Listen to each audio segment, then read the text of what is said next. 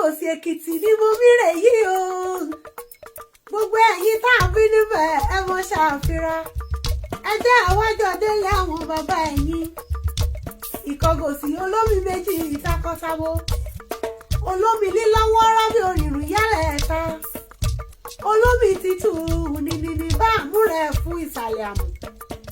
Àbọ̀ ọmọ pé omi ni mo tẹ̀ kémèsè ìtẹ̀yẹrin lọ́nà Ikogosi. Ìtọ́kòhó yaya lẹ́rùn òkúta. Ọdẹ gbàràgùrú nísàlẹ̀ odò. Òsìrẹ́bà kárí ayé. Òsìrẹ́bà kárí ayé o. Bí labalábá aláṣọ ara wọn dá. Ẹyin lọ máa ṣerun lórí ẹrú. Kí ẹrú bá kún ara àmúrin sí. Èjì wẹ́rẹ́wẹ́rẹ́ alẹ́ o. Òjò warawara rọ̀.